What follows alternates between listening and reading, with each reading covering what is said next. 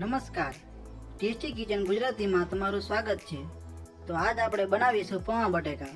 તો પૌવા બટેકા બનાવવા માટેની સામગ્રી આપણે જોઈ લઈશું।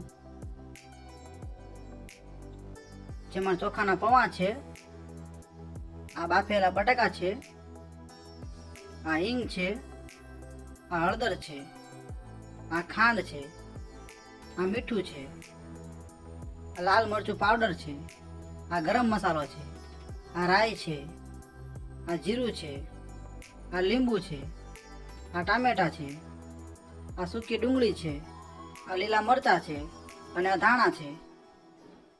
તો પૌવા બટેકા બનાવવા માટે આપણે આવી રીતના બાઉલમાં તેલ લઈ લઈશું।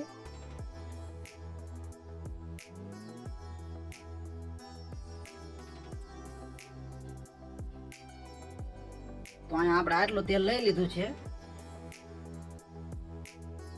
અને આપણું તેલ પણ ગરમ થઈ ગયું છે। જેમાં સૌપ્રથમ આપણે રાઈ નાખીશું।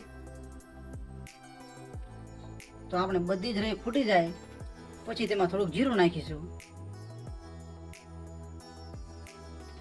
તો હવે આપણે આમાં જીરું નાખી દઈશું। આપણે રાઈ બધી ફૂટી ગઈ છે અને પછી થોડી હિંગ નાખીશું।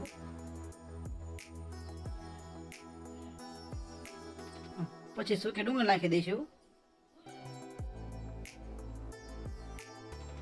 પછી એકવાર હલાવી લઈશું। પછી લીલા મરચાં નાખી દઈશું।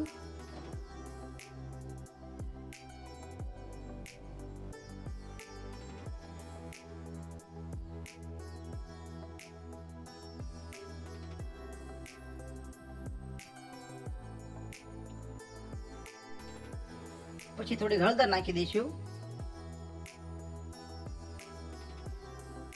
પછી થોડું હલાવી લઈશું।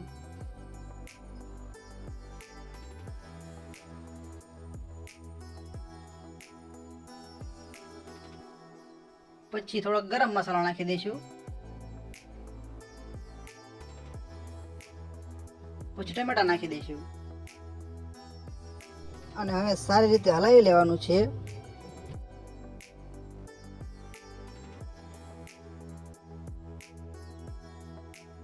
પછી સ્વાદ પ્રમાણે મીઠું નાખી દઈશું।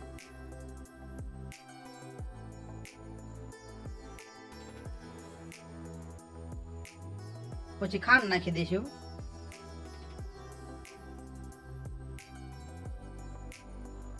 સારી રીતે હલાવી લઈશું। પછી લાલ મરચું પાવડર નાખી દઈશું।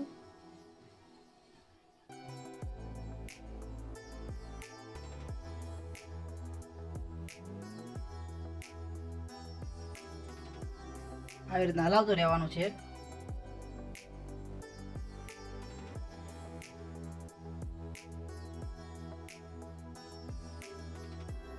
પછી બધી વસ્તુ સતળાઈ જાય એટલી વારમાં આપણે પૌવાને પલાળી લઈશું।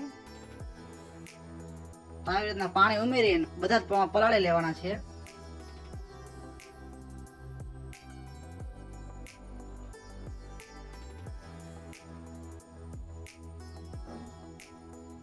આપણા બધા જ પૌવા પલળી ગયા છે। પૌવા પલાળવા માટે કોઈ પણ પ્રકારનો જારો લઈ લેવાનો।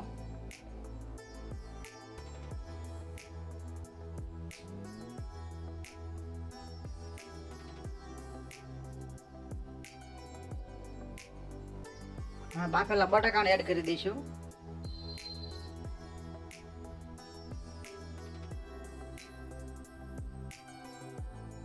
સારી રીતે હલાવી લઈશું।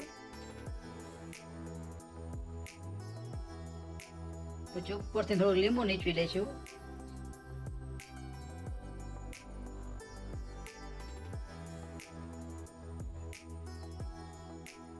અને હલાવી લઈશું।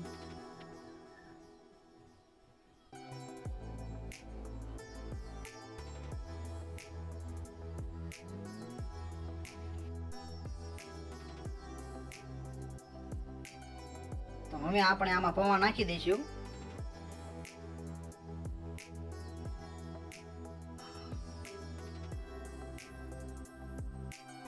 ધીમે ધીમે બધા જ પૌવા આમાં નાખી દેવાના છે અને હળવે હળવે હલાવી લઈશું।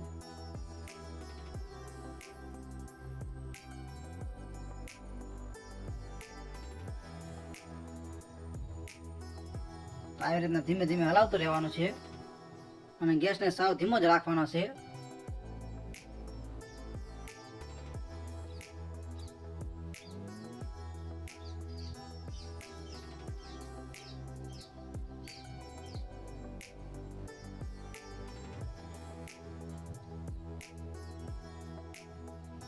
તો આપણા સરસ મજાના પૌવા બટાકા બની ગયા છે, જેને ઉપરથી આપણે લીલા ધાણા નાખી દઈશું. તો તૈયાર છે આપણા પૌવા બટાકા. તો તમને અમારો વિડીયો કેવો લાગ્યો? જો વિડીયો પસંદ આવ્યો હોય તો વિડીયોને એક લાઈક કરજો અને આવી અવનવી રેસીપી જોવા માટે અમારી ચેનલને સબસ્ક્રાઈબ કરજો. વિડીયોને પૂરેપૂરો જોવા માટે તમારો ખૂબ ખૂબ આભાર.